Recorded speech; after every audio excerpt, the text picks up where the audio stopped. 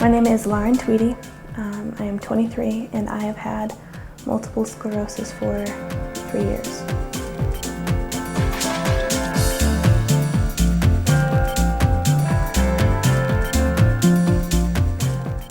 Multiple sclerosis is a disease of the central nervous system.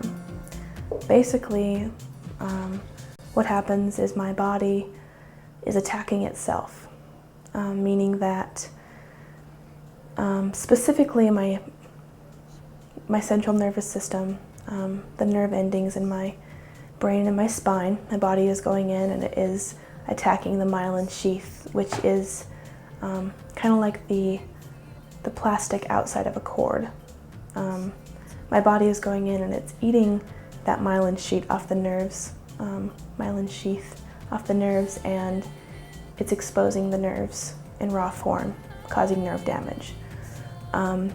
Basically what's happening is my body has a debilitating disease of the central nervous system.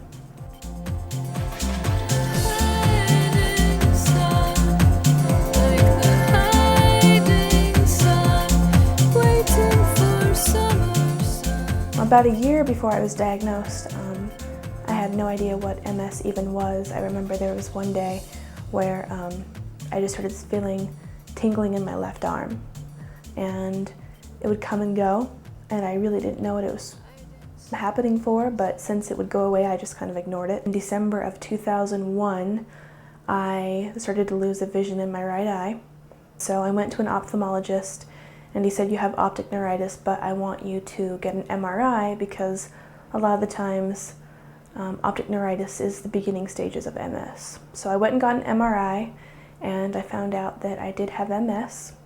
I have about 4 or 5 different types of attacks that I have that are reoccurring. I'll get vertigo, I'll get tingling, whether it be just in my face or in my arms. I've had an attack once where the whole right side of my body was numb. And it's very unpredictable. Like, I don't know, I never really have a warning when an attack is going to come on.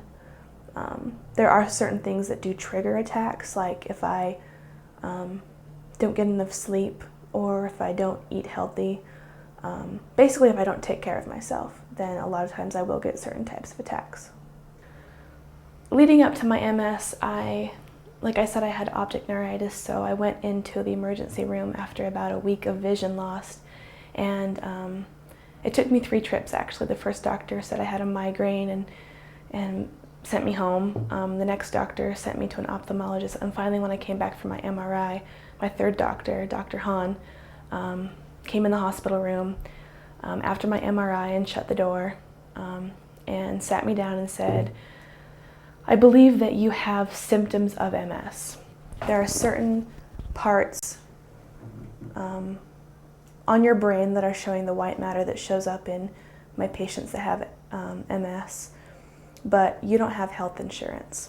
And so he told me then and there that he wasn't going to diagnose me right then. He said that if he would have diagnosed me with MS right then and there without insurance, I would live the rest of my life with MS being a pre-existing condition, and I would not be able to get medical coverage for it. So he said, "I'm going to treat you for your optic neuritis. When you get insurance, come back and see me and then I'll diagnose you." I have noticed that I can't play as hard that I used to, meaning that I have to get good sleep and I have to eat right and I have to take care of my body.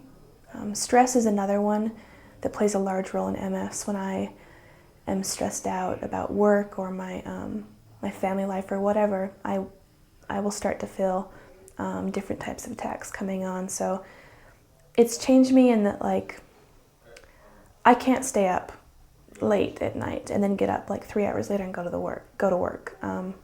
It kills me. I just can't do it.